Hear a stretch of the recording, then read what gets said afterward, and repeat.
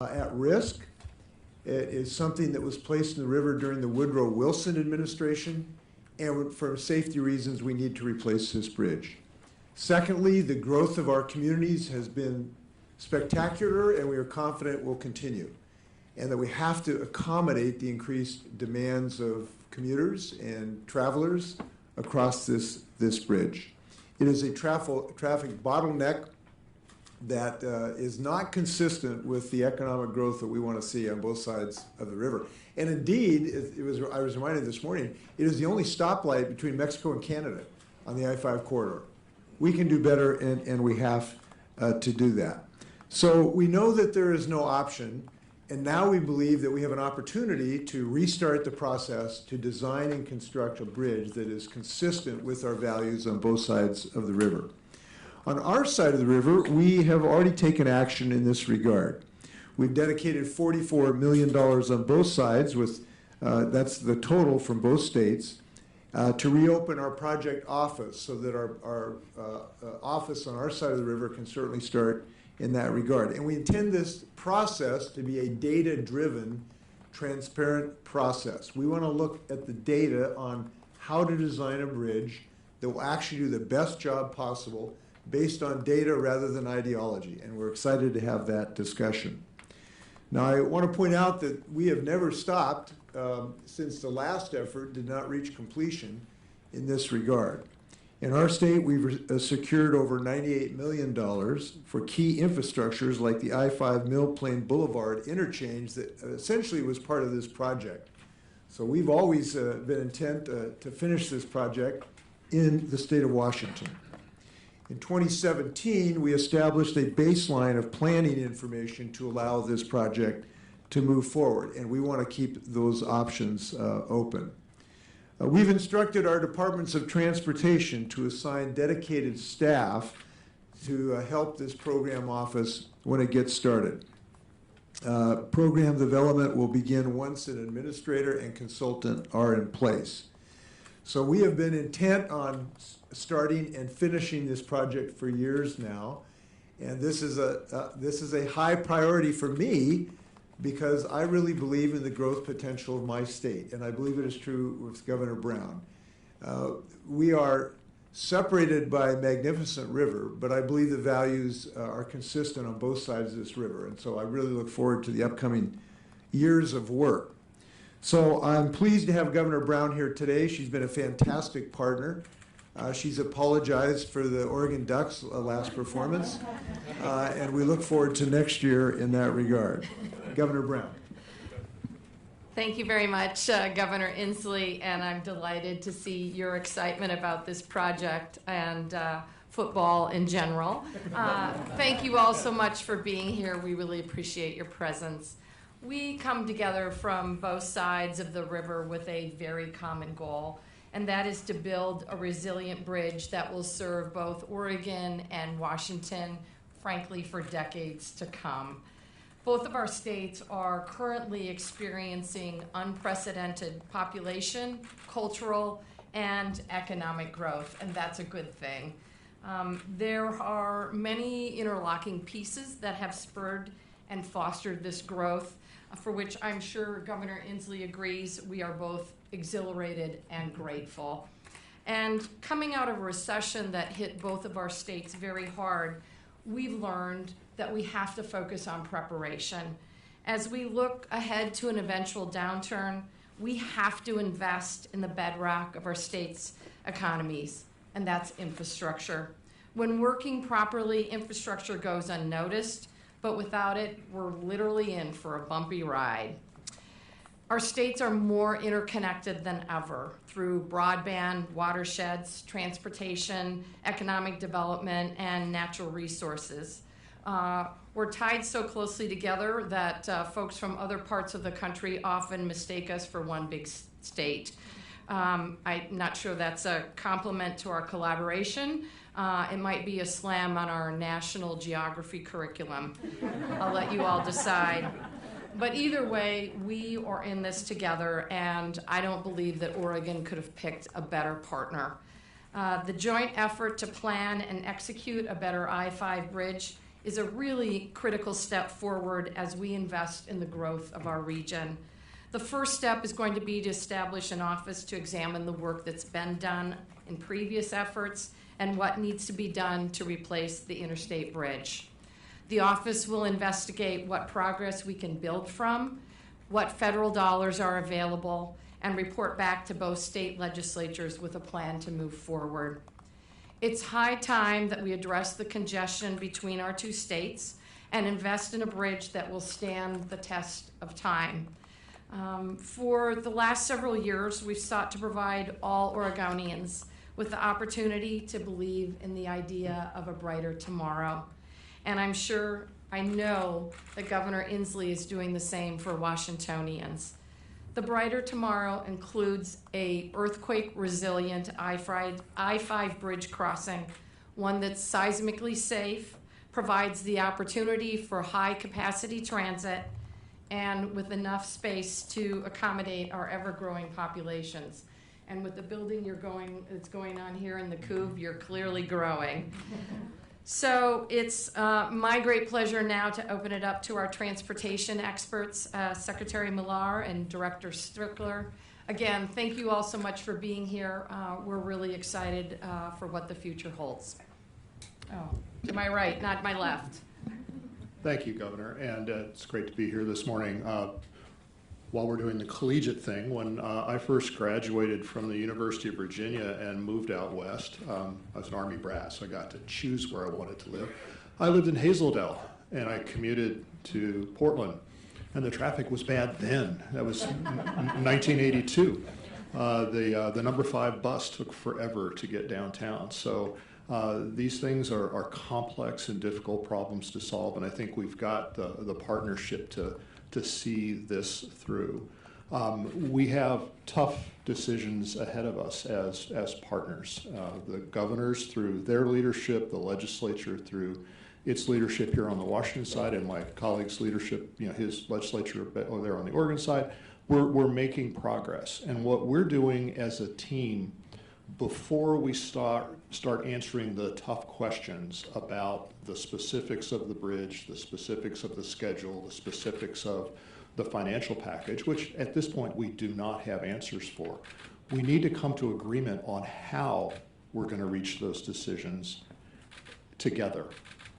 So our team, and this is Director Strickler's team and my team together, have been working with the governors, with the legislature, with the leadership of the local governments, with the leadership of the tribal governments on a process for arriving at decisions. And we're going to get to consent for that process before we start making decisions like who's the program manager, where's the office located. People are looking for answers to those questions. We want to do this right. So with that, I'll hand it over to my colleague, Director Strickler. Thank you very much. It wouldn't be complete if I didn't also have a college story. So while I live in Portland, Northeast Portland right now, I had the benefit of being in Pullman this last weekend for Dad's weekend, I should say, to watch the Cougs finally beat somebody. And so they beat Stanford, and it was a great game to watch with my son. It was a good time.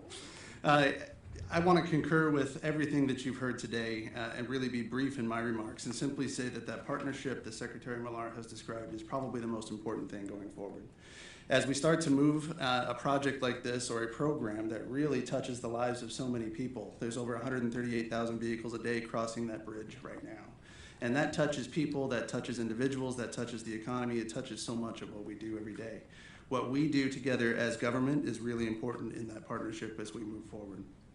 The other thing I would say is as we look to the seismic resiliency and the needs that are built into what a replacement bridge looks like or will look like in the future, it's important that we're listening to those voices and carrying those things forward and really providing something that we can all be proud of into the future because the transportation system is evolving around us at a very rapid rate, and we need to develop something that can accommodate that future. Those bridges have been out there for more than 100 years, or at least one of them has. We need to build something that will last at least that long, if not longer, into the future. Okay. So, the governor and I will now be signing our memorandum of intent. I'm excited about signing this document. I think it is a great start of a long road. We have a lot of work to do. I'll just mention two things in the memorandum of intent. It commits our states to reopening a joint Oregon and Washington state project office to replace the interstate across the river. It establishes some dates that we'll have an interim report to us by the end of this year and a final report by December 1, 2020. During this process, we're going to have many, many conversations, starting today when I'm meeting some local elected officials. We have Representatives Paul Harris, Wiley, and Senator Cleveland here. We have Lynn Peterson here. We appreciate her work north of the river, and we'll have many, many discussions. I'll be going to Salem this afternoon, talking to Oregon legislative leaders.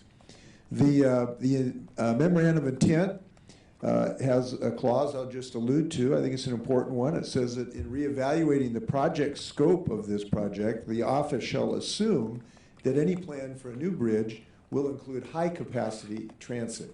So those are some of the highlights of our intent. And with that, Governor Brown, would you like to say anything before we sign? All I want to say is I'm very grateful for both our legislature's collaborative effort in this work, and look forward to the conversations in Salem.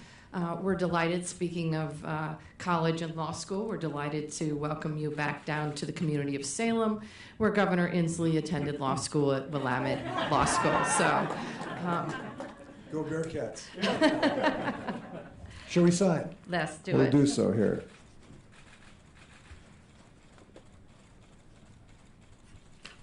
Should we switch? We'll switch. Okay, we can do that. I'm keeping my Oregon pen now.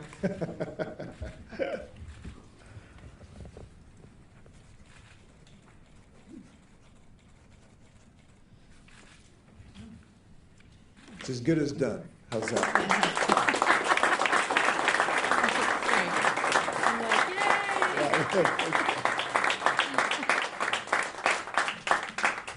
Happy to stand for questions. John.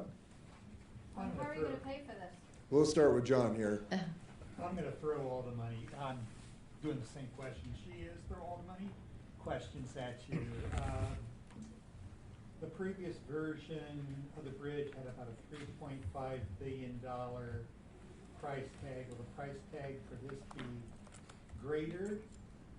Will the passage of the Tim Eyman initiative, is that going to put a really big cut into what Washington can raise? And will this be a toll bridge? Thanks, John. The price tag of this investment, this non-optional investment, let me point this out. There is no option other than making this investment. The price tag, I can assure you, will be lower than if we wait another year or two to get this job done. This is the right day to start. And the least expensive way to replace this bridge is to start today. I just want to point that out. Other than that, the parameters are unknown because we have to design the bridge. Secondly, the voters' initiative will not affect at least our immediate actions because this is a safety issue. It is a replacement of an existing bridge, and our freeze, if you will, applies to new capacity infrastructure. So we will move forward with the joint office consistent with the money that's been appropriated in that regard. Your third question about tolling, that is unknown, although the memorandum of intent makes reference to not eliminating the possibility of tolling. I think anyone who understands the financial necessities here and also the uncertainty regarding federal funding, because we had certain federal funding on the original project that is now uncertain at best.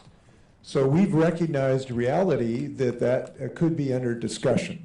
And if so, it's going to be something that both Washington and Oregon is going to have agreement on if we move forward, and everyone's going to be listened to, and all options, including getting 100% federal funding, we would love to see.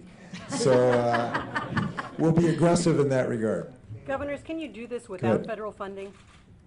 Look, I think it's critically important that we have all of our partners at the table, and that includes our federal partners. This project is key not just for the economies of Oregon and Washington, but it's key for the economies in the entire Western region. So I think it's critically important that we have our federal partners at the table. Just one comment, if I may. The Congress, the federal government has been discussing major infrastructure advances for the whole country, and I am hopeful that that will advance sooner rather than later. But it is very difficult to understand how this project would not be in a top echelon for any national infrastructure project. It's very difficult, besides our parochial concerns, understanding we've got the two best states in the nation, to think that anyone else would have a better claim on any infrastructure dollars. So what I would say is, yes, it was very difficult and painful for us when we did not seize the money that was right before us years ago. But if the nation moves forward on an infrastructure package, which I hope it will, I have to believe we've got a great, great argument for federal funding in this regard. But we need a national package, I believe, to make that easier. I know you both favor light rail on this bridge, but would you put that to a vote, or just go ahead with it? What I think is critically important is that we invest in high-capacity public transit on this project. I think we need the smartest, most efficient, most cost-effective type of transit.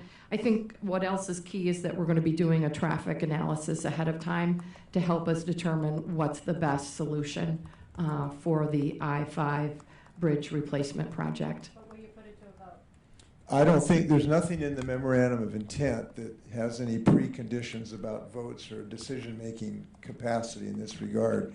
I think it would be unusual if that was the case, if we can find a way to finance this bridge and it meets the needs for high-capacity transit, we want to move forward. So I certainly don't believe that's necessary at the moment. Okay, As far as- following up on the same topic,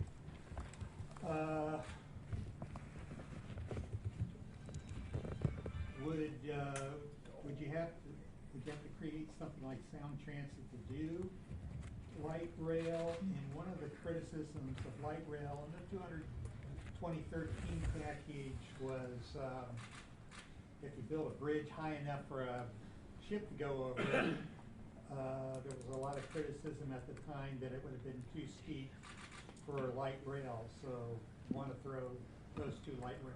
Well, we think the original project had a satisfactory light rail profile. That was my view of it. I thought it was, we were totally satisfied and confident that that design would have been successful.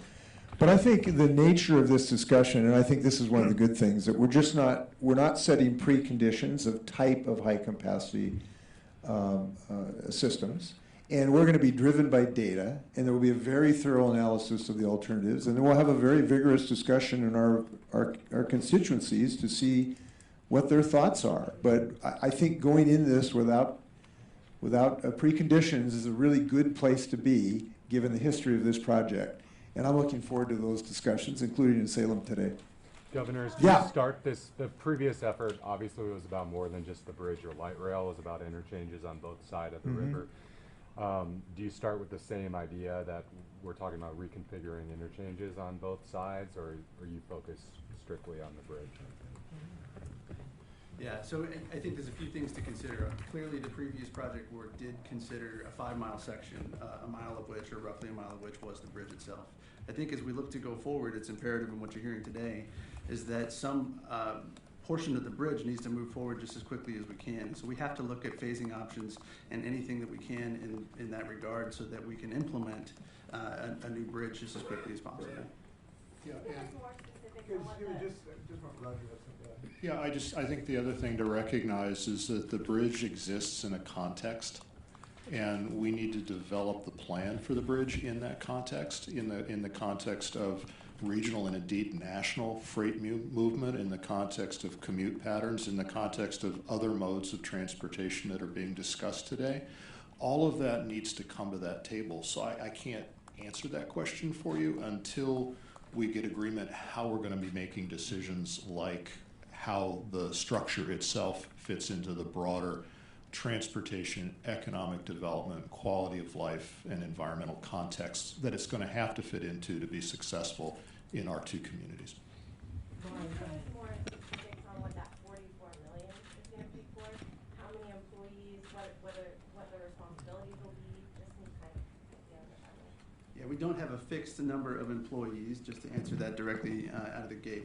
What the 44 million will start to implement is that program administration or that program office, and then build from there as we start to answer the questions that Secretary Millar and both governors have raised. And so you'll see consultant help, you'll see a project team being put together intending to answer those questions, especially around those high capacity transit questions and those other elements that you've heard already from this morning. And assuming again that we have federal partners in this, and I believe that it's a very likely scenario, there is a federal process, and we need to engage. We had that federal process to a certain point. One of the things we need to do is, okay, how far back do we go in that process? And then we move forward, and the team is funded to do that work. Now, let me add something too, because I wanted to clarify about this issue of federal financing. There is federal financing out there for projects today that has been appropriated, and it is not absolutely necessary to have an entirely new infrastructure project in the United States. The point I earlier made, though, is it would be a heck of a lot easier if we are in that situation. I hope that to be the case. I'll make one other comment too, following up a couple others. In the discussion of what type of technology to use for this high capacity corridor, the one thing I think we do understand very deeply on both sides of the river is that any high capacity corridor has to be dedicated high capacity corridor. And I think that's a reality that sometimes some folks have not really understood. So we will follow data-driven decisions with that geophysical requirement in mind. As far as 976 goes, have any projects been postponed, and can you use the rainy day fund? I won't speak to the rainy day fund because those aren't our decisions. But in terms of postponing work, the governor directed me and my team to develop a list of projects that add capacity to our system and put those projects on hold until the governor can propose a budget and the legislature can consider a budget. The goal being to keep those resources available in the event that anybody wants to make decisions to spend them differently. The reason we're looking at holding on projects that add capacity, when you get into a financial situation like this, the voters have spoken. What I believe, and the governor has told me he shares this belief, we have had conversations about this. First thing you need to do is preserve what you have and keep it safe. You need to operate it as efficiently as possible, and then you look to adding to it. There's a lot of money in our budget that is adding to the system. We can put a pause on that while the governor and the legislature go through their process. That doesn't mean that those projects are dead. It just means they're paused while the conversation goes on.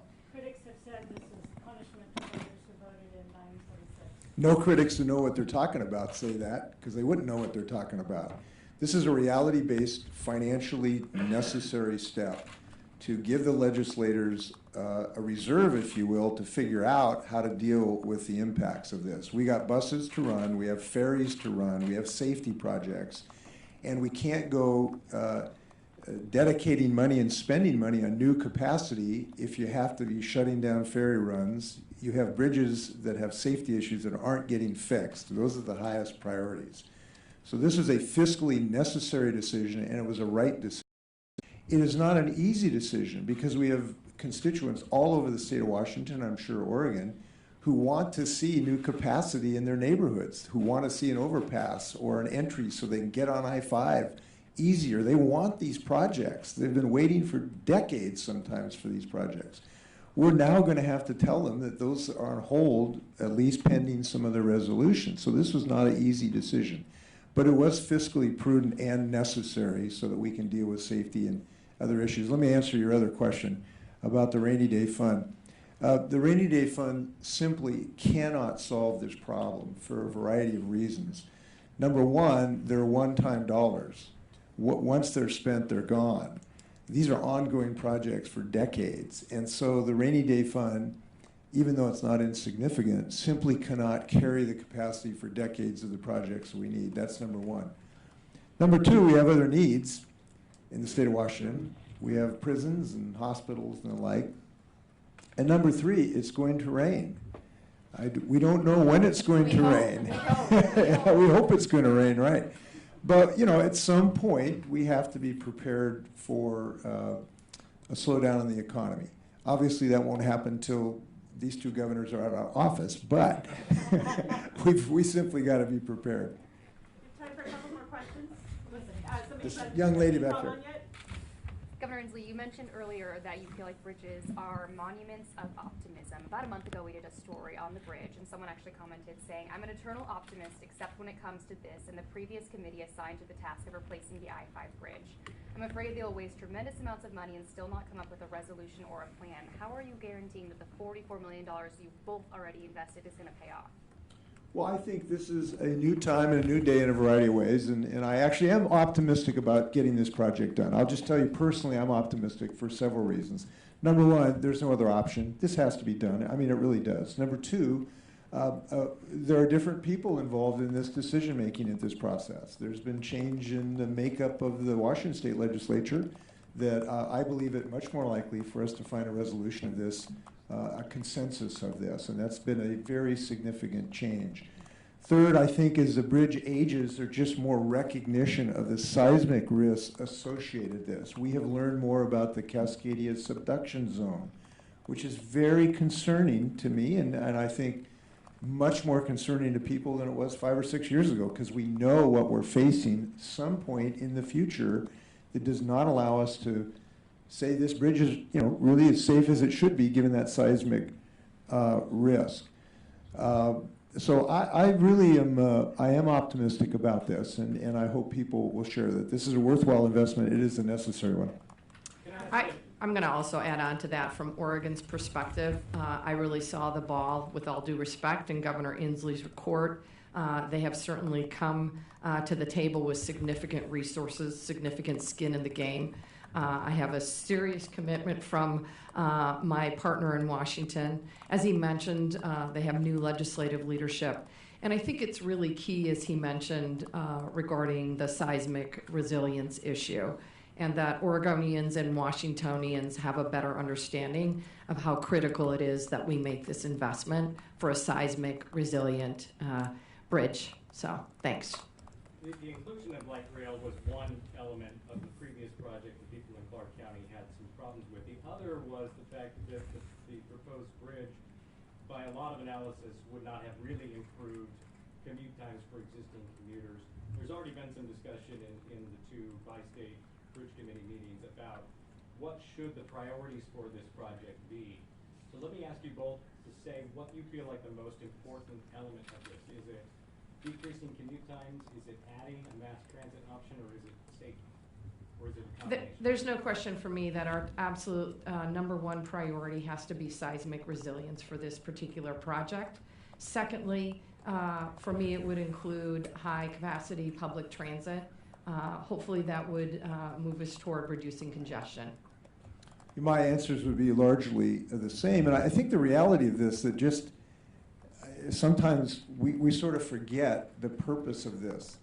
This bridge could fall down any day with a small seismic event. We do not have a choice. We have to replace this bridge, and that's why I've been quite open-minded about the method of doing so in this regard. So the first order of bids is to have a bridge that's not going to fall down tomorrow. And so that's got to be the highest priority. I agree that we need to increase the capacity of this bridge, and that's why I believe high-capacity systems are very, very important. As I've said in the past, I thought light rail was the best option personally, but we're going into this with an open mind looking at the data. Pat, go ahead. Just a quick climate change question. It's unique and special that we have you both here together. So a two-part question. One, a number of big utilities have announced early retirements for the coal plants around the West. So number one, is the era of coal done, and will there be enough electricity when it's gone? And then number two, Governor Brown, we have the short session coming up. Cap and trade is starting to raise its head again. What's your plan for that? Answer number one to your question is yes, and we're moving forward towards a non-carbonized economy. Number two, I am committed to moving forward on a cap and trade policy in the February legislative session. My goal is to make sure that we have an economy-wide program that sets a data-driven cap and that we have enforcement tools to stick to that cap. We need to get this done. It needs to be done collaboratively through the legislative process. And I'm working with folks on both sides of the aisle and stakeholders to make sure we can get across the finish line in February. And delighted, frankly, to have Governor Inslee's support in that effort. On our side, we're closing our last remaining coal-fired plant, as you know, in the near future. We've also passed a 100% clean electrical grid bill that will give Washingtonians 100% clean electricity in the upcoming decades, with one of the most aggressive, actually, timelines in the nation, and also what we think is the best environmental justice perspective as well. So we'll argue about that between the two governors. But so we've got really good progress in this regard. But we also have, by a rule from our Department of Ecology, actually what you might think of as an economy-wide cap today on CO2 emissions. There was what I would believe was an unfortunate decision by a Superior Court that has put that on hold, and there is now pending decisions in my Supreme Court where if the Supreme Court rules in favor of saving the planet, we will have a cap. And I hope the Supreme Court rules in that regard based on our rule. But we do need further help in our transportation sector to reduce carbon emissions in our transportation sector. That is the real hole in our plan at the moment. And I will be pursuing a clean fuel standard, which has been successful in California and in Oregon and in British Columbia. So we'd like to join for Pacific Coast to have a clean fuel standard. This has been very effective in these other jurisdictions, and I will be urging my legislators to actually do that. That'll be the missing piece in the puzzle in Washington. All right, thank you.